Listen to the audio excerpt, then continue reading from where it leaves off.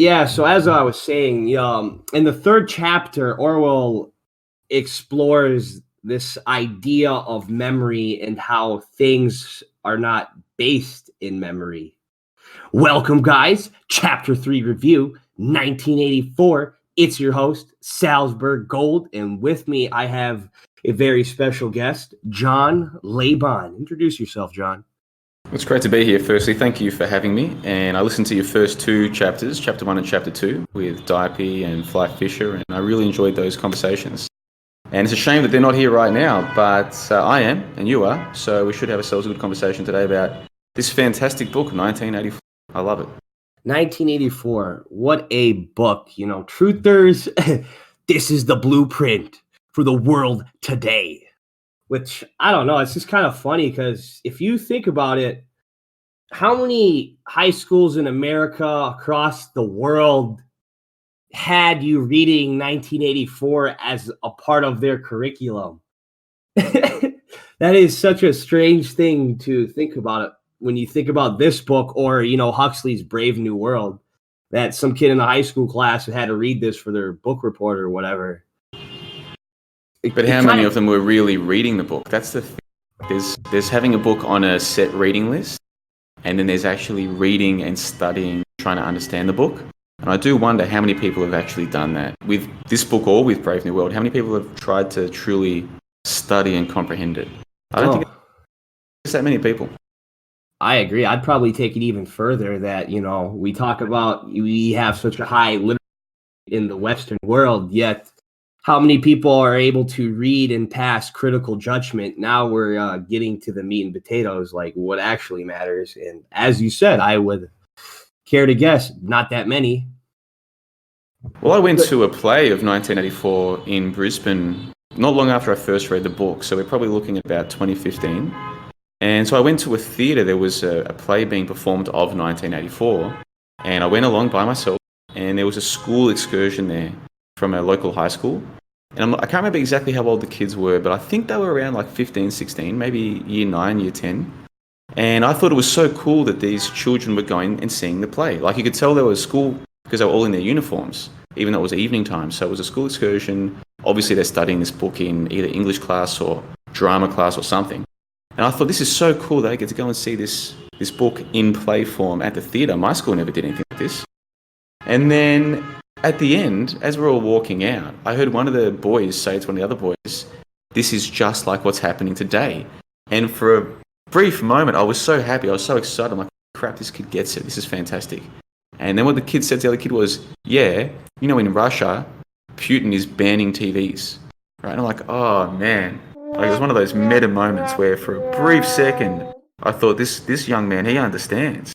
He understands that Orwell was telling us the truth about today. No, he is one of the proles who believes whatever his telescreen tells him. And someone on the telescreen has told him that Putin is banning TVs in Russia. And so he believes it. So I'll never forget that moment. Salzburg. And this is a school where they are allegedly or ostensibly reading the book. Like, what the hell are they reading? They're reading 1984, but what are they really reading, if you get what I'm trying to say? Oh, exactly. That is the beautiful irony of having the book read across how many English-speaking countries or non-English-speaking countries is just, it puts a smile on my face. Oh man, you gotta love it. You gotta love it. But back to the chapter, it starts out, Winston is thinking of his mother and his father. He's like, he's going into the memory bank at this point. And what caught my eye, I guess, on the first page is when he mentions the first great purge of the 50s.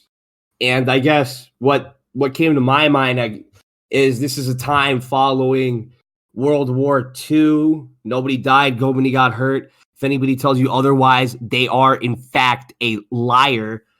What was going on around this time, I guess, was the cultural manipulators where they were setting things into motion. One was being I would say maybe like the hippie revolution.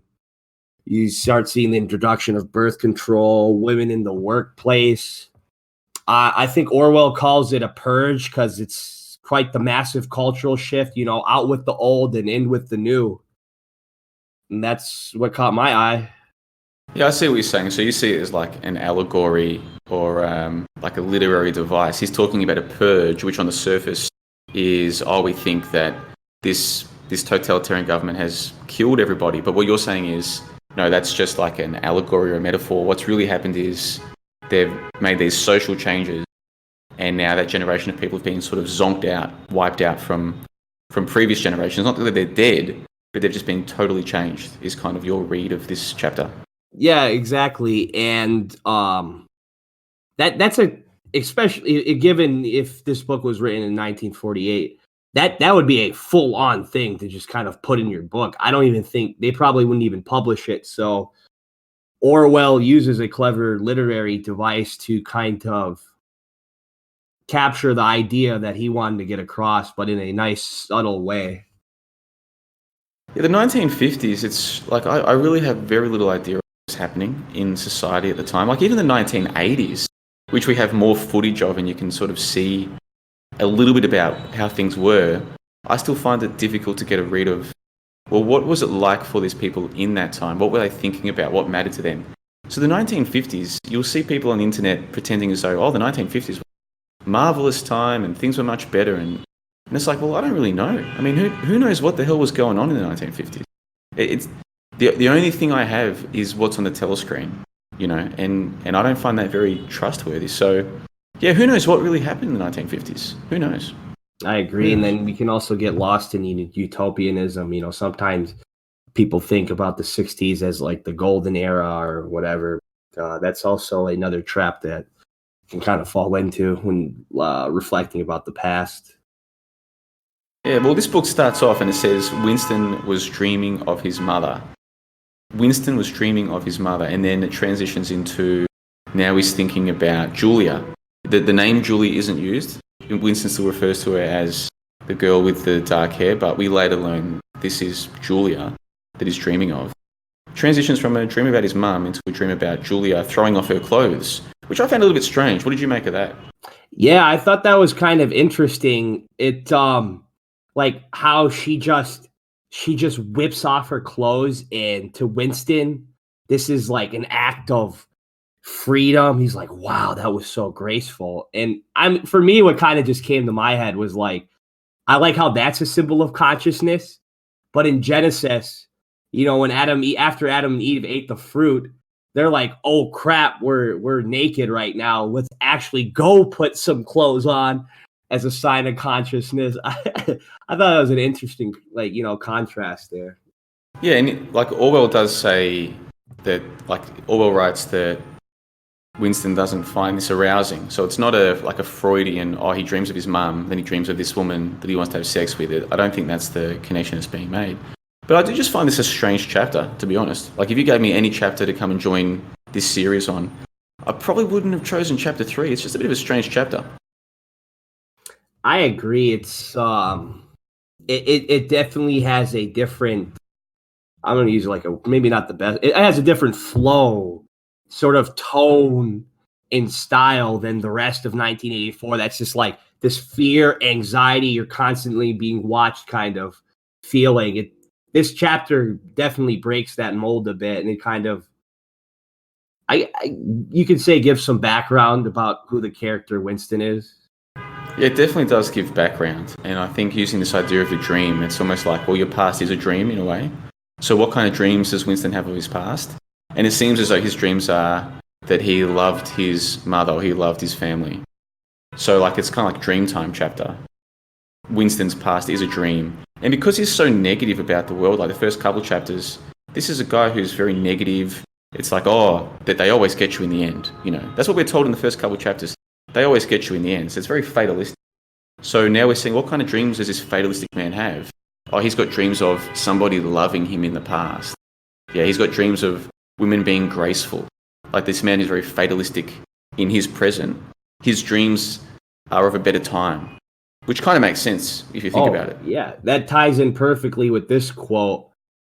Its tragedy he perceived belonged to the ancient time, to a time when there was still privacy, love, and friendship, and when the members of a family stood by one another without needing to know the reason. So yeah, that totally agrees with what everything you just said. And I guess he's just coping with, the cold, mechanical, ineffectual world that he finds himself in. And he's just dreaming of a better time. Yeah, and how much of that is because his society really has changed, and how much is just because now that he's older, he feels less love? Because when you're a child, people love you just for existing. That's all you have to do. Anytime your grandparents see you or your uncles and aunties see you, they're just happy to see you. People love children. So as a child, the world does seem more loving because more people love you just for existing.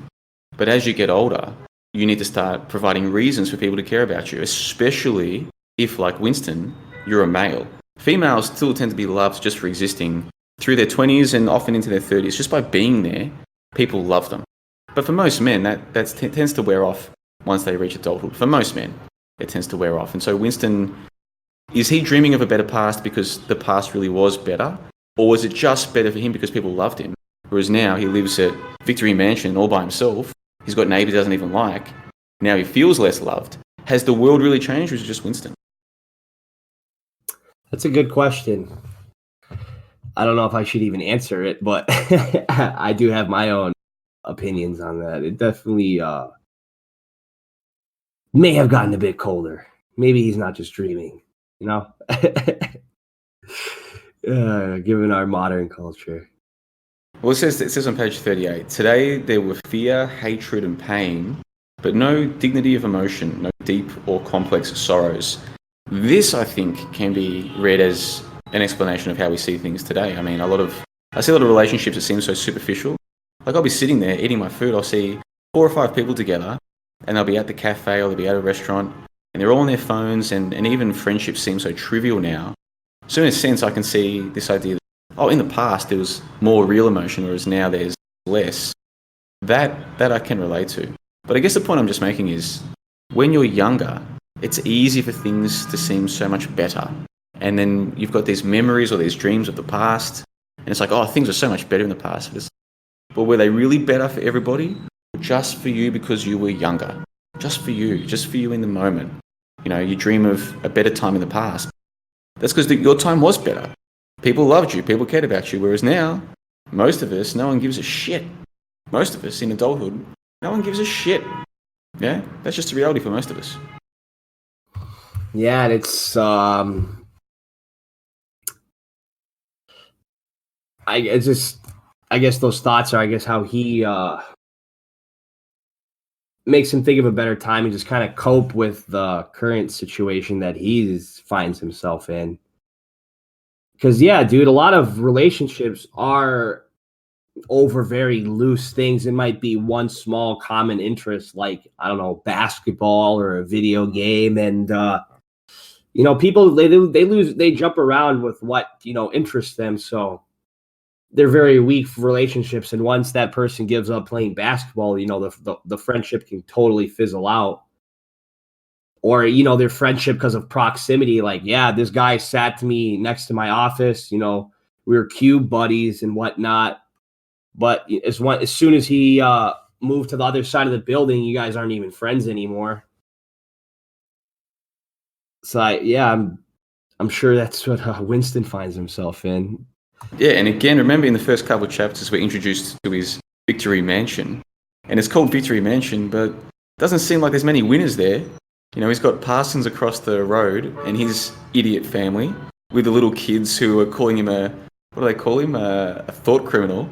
This is Winston's life, living with idiot neighbours, all alone in a cold, sterile building called Victory Mansion. You can see why this guy is down on life, can't you? Oh, yeah. And then, in this chapter, he's got the military woman on the TV, yelling at him, touch your toes. Come on, get down there. So, I guess they tell us he's 39 in this book. I think that's his age. Don't quote me. But And he's just like breaking a sweat. His muscles are aching. He's like, God, why you got me doing this shit? Actually, I wanted to get your opinion on that. Like, well, this is at the end of the chapter. It says that this lady on the telescreen who was forcing him to exercise, she's saying, "Oh, she points at him. You can bend over, touch your toes, whatever."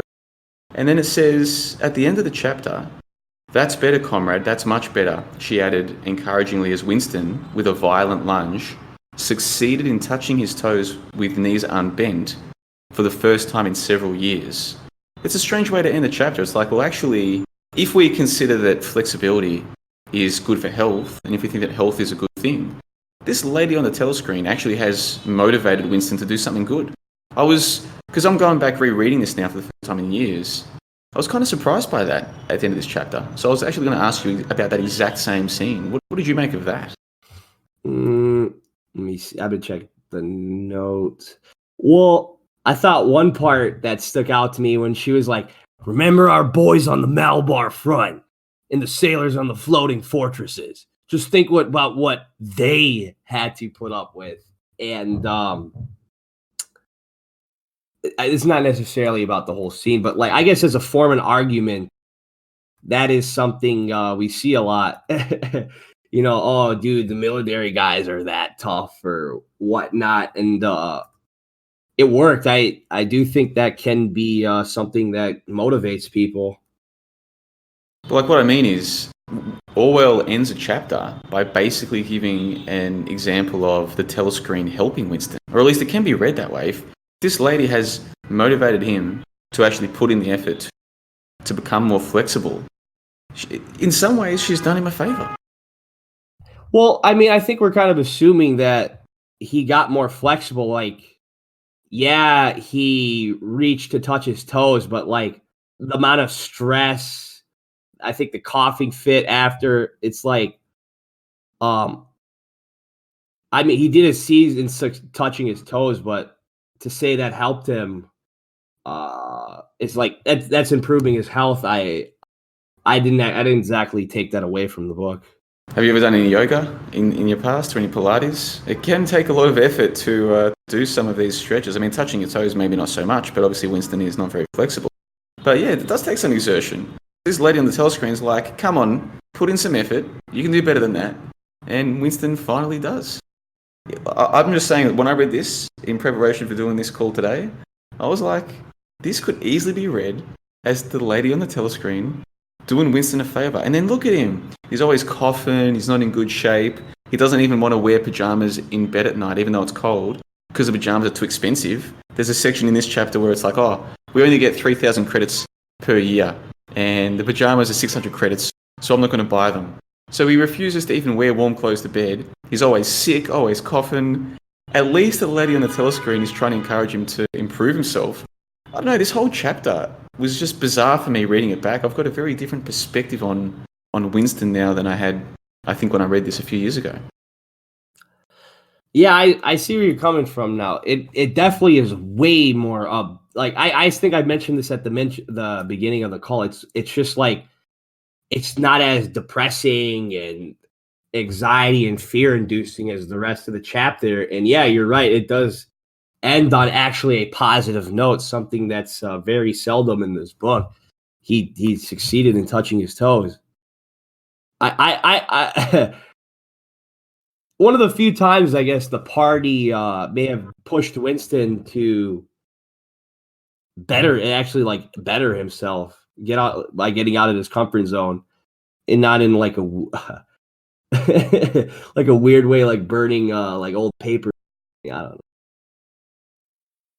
I guess like what I'm getting at here though is this idea that Winston, he's fatalistic, he's negative, he's cynical. He also seems to be his own worst enemy in a lot of ways. And yeah, I'm reading this character very different now than what I was a few years ago when I first read it. I mean, we're only up to chapter 3 so far, so I mean, we've still got a long way to go, but yeah, Winston is coming across as a bit of a downer and a bit of a loser, to be honest. He is. I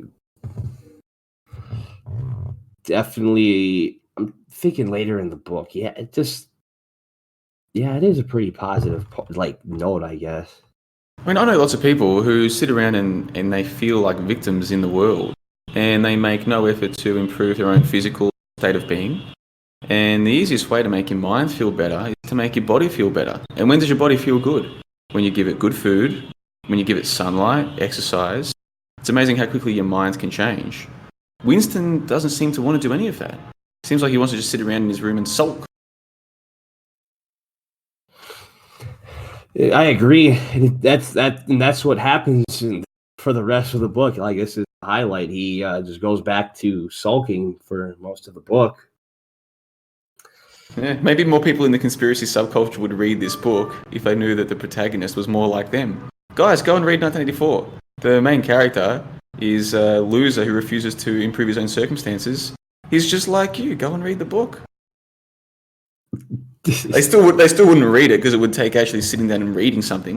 They don't have the attention span for that. Yeah, dude, you can just have someone read it for you, man. Or just get someone's quick analysis, bro. It takes a lot of time to, read a book. Dude, a lot of them don't even have the attention span for that. They can't even listen to the whole audiobook. Even that's too much effort. Because what are they going to do? Go for a long walk? Listen chapter by chapter for a long walk? No, they're not going outside to walk. Too cold today. It's too wet today. We've got a sore ankle today. The conspiracy subculture is just full of people who are their own worst enemies. But you need to get that one quote that shows that what's happening in the book is taking place in real life, like Putin's fucking smashing the TVs, man. It is happening. Yeah, dude, this is just like real life. Putin's banning TVs in Russia, Yeah. So that's the character of Winston. That's what I took from Winston for this chapter. But I think Orwell is not just trying to build the Winston character. I think he's also getting into some of the philosophical ideas about metaphysics and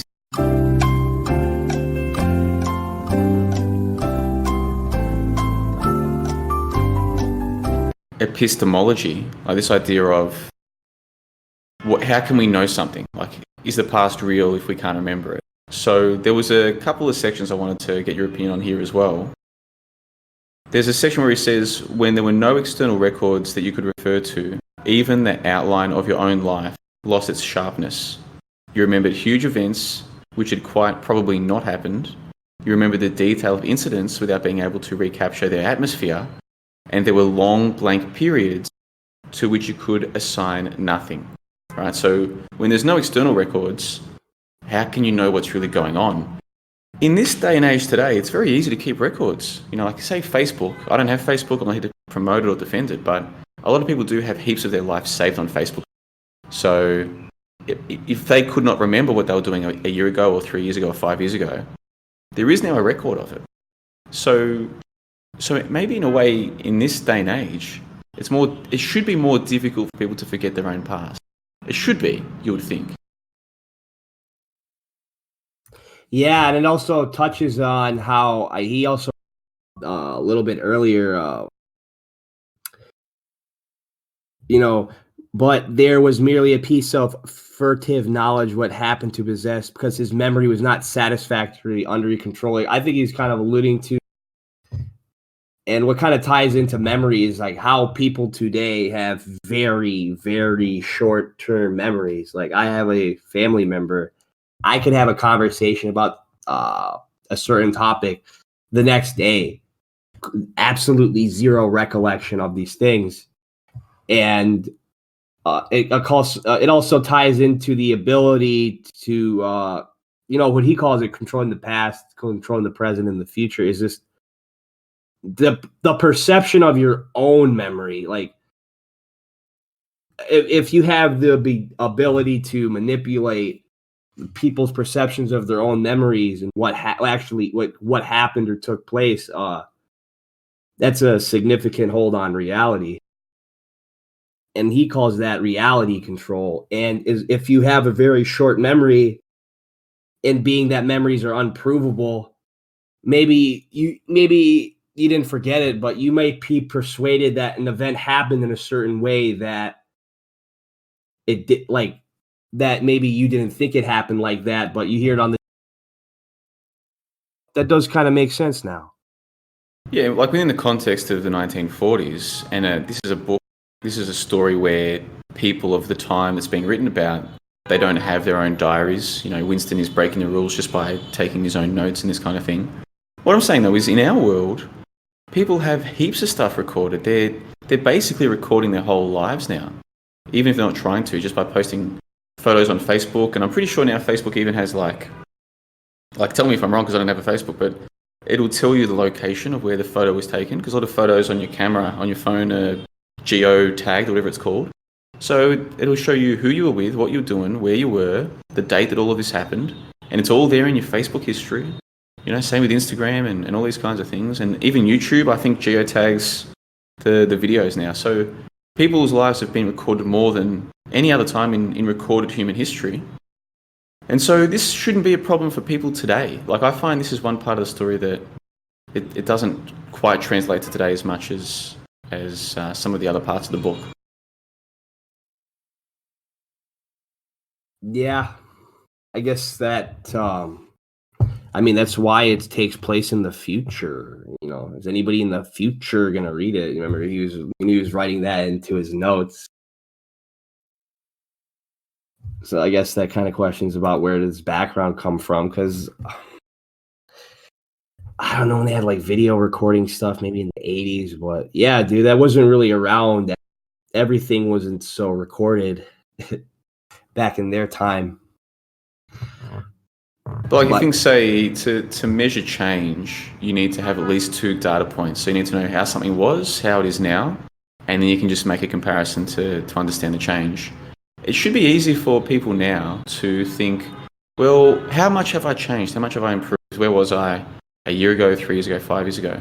And so for me, it's very easy. I can go back and look at my old YouTube videos or listen to old podcasts and get a read of what was I thinking about, what was my perspective on things. Like, it's incredibly easy for me because of how much I've recorded of my thoughts to make that comparison of change.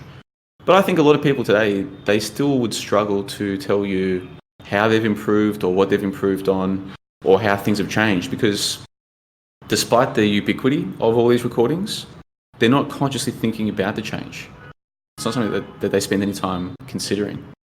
Yeah, to talk about change, you have to talk about experience. You have to reflect about your experience in order to maybe, there's something you didn't like or something you could have done better to change, or to even see how you yourself have changed. Maybe you're just a person that just follows one fad to the next and you don't even realize that.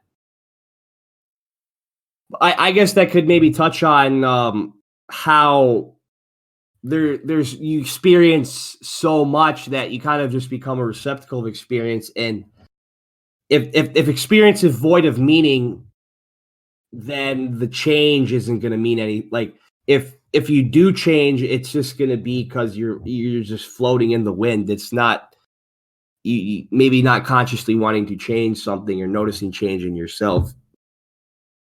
Yeah, and I think a lot of people, they're not worried about improvement. They're just happy to float through life. And I guess getting back to Winston, he's thinking about all his own past, and there's long periods, because there's no external records. There's long periods of his own life that are blank. And if you speak to the average person, it seems like they're much the same. There's large periods of their life that are blank, even though it could be recorded. It might have been recorded. They're blank as to what they were doing with their life, because there's no meaning to it, because they're not consciously thinking about it. It's not, oh, well, on that particular year, these things happened. This thing seems bad, but I learned this, or this thing seems good, but it had these other consequences that happen later. They haven't got a life narrative. They're not building a life narrative. But I think anyone who wants to today, it's never been easier. And this is something I think about a lot, say with YouTube, because I've been using it for, how long have I been uploading videos now? 5 years?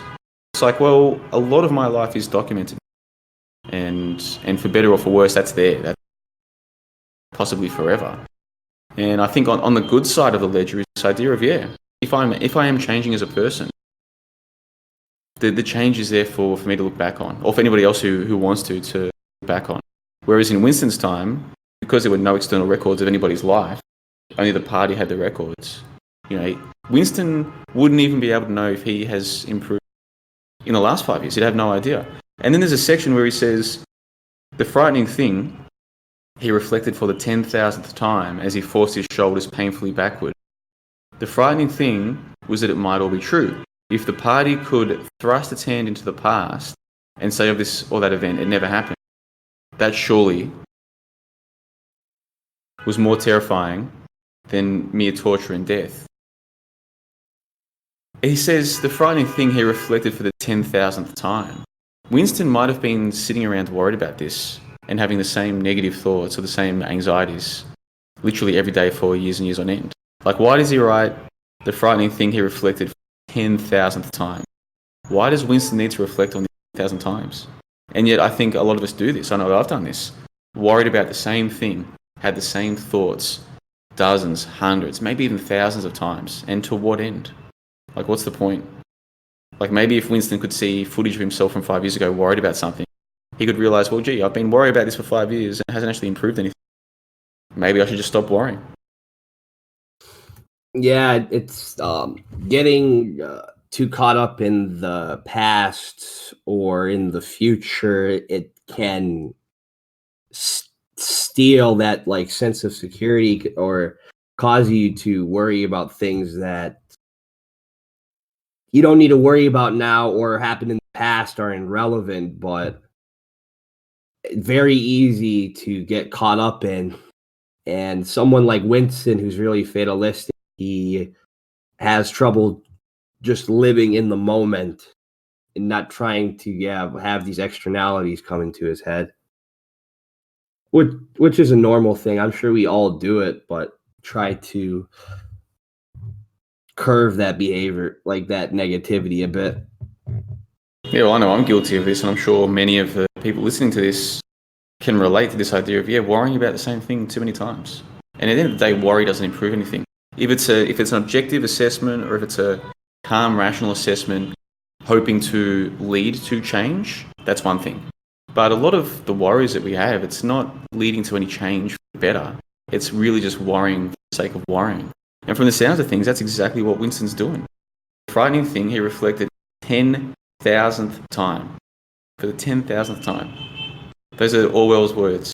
The frightening thing he reflected 10,000th time as he forced his shoulders painfully backward. And I think there's lots of things in my life, and not just in my life, but also about the world. Oh, I'm worried about the world. That makes it okay. It's okay to sit here and worry about stuff that I can't change because I'm worried about the world. It makes me a virtuous person. No, it doesn't. It just adds worries to your life that don't help you in any way. I've definitely been guilty of that. And the more I reread of 1984, it seems like it's the same with Winston. He's worrying about things he can't change for the sake of worrying. Because what else is he going to do? He's all alone in Victory Mansion with shit neighbours he doesn't want to hang out with nothing else to do. So he just sits around worried.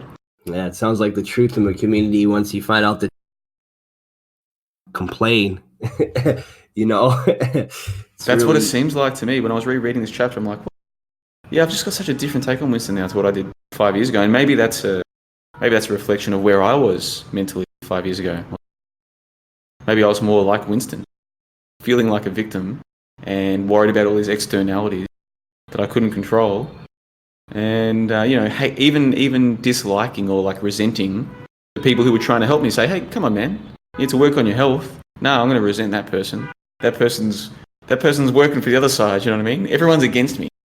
I think a lot of us do go through a phase like that. And maybe if I didn't detect how much of a loser Winston was the first time I read this book, maybe that's because I was more in that mindset myself.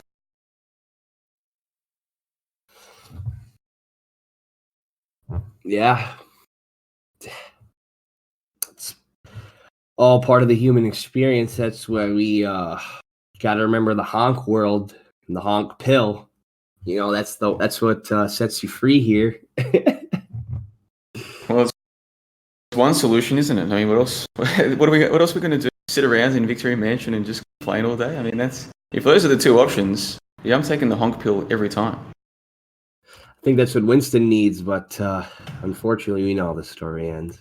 Is anything else from the chapter that stuck out to you?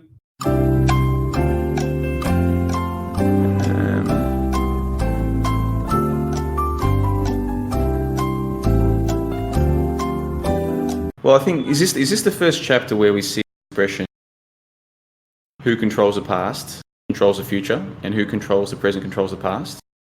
Yep, that's On page 44, we see that. And I guess, yeah, this is where that idea is introduced. And certainly today, we can see that playing out. We can see that playing out with the way that people think the world operates.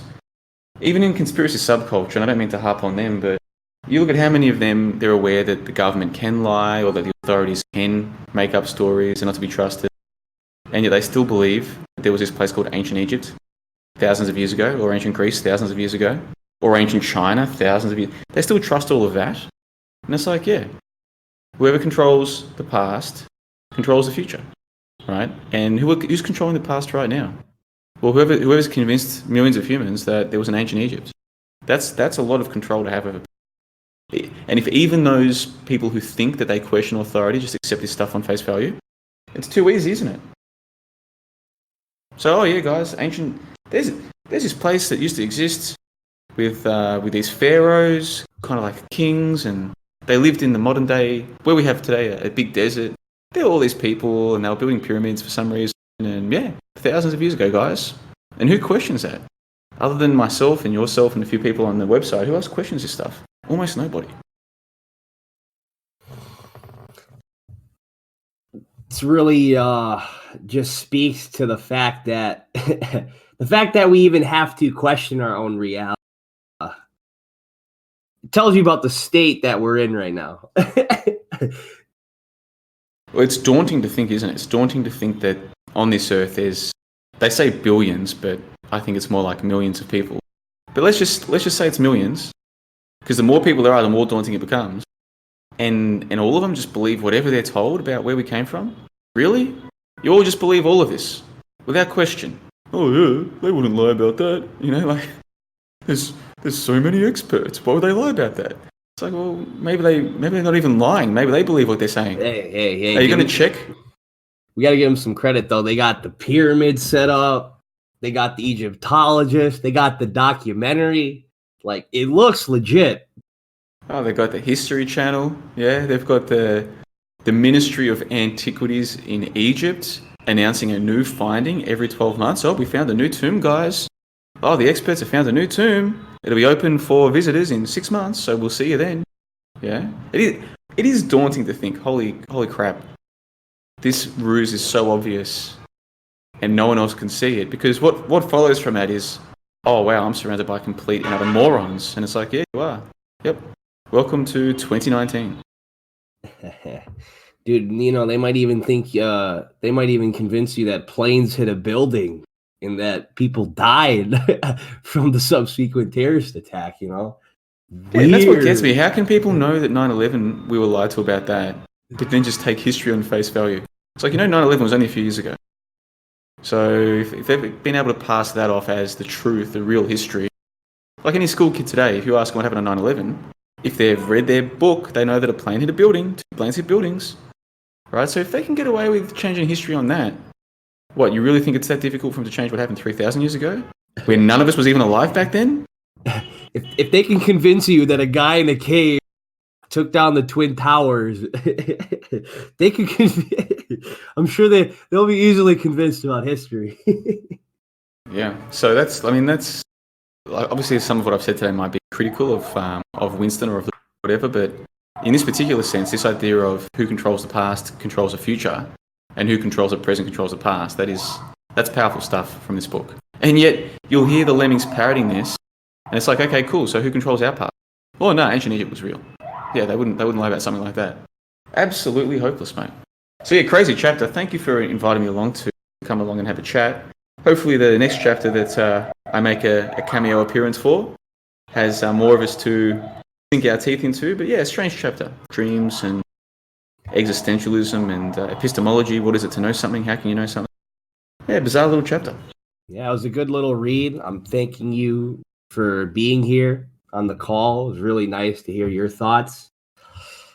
And yeah, that's how we're going to end it. Whoever controls the past controls the present. Who controls the present controls the future. It is November 6, 2019. Salzburg Gold and John LeBon signing off.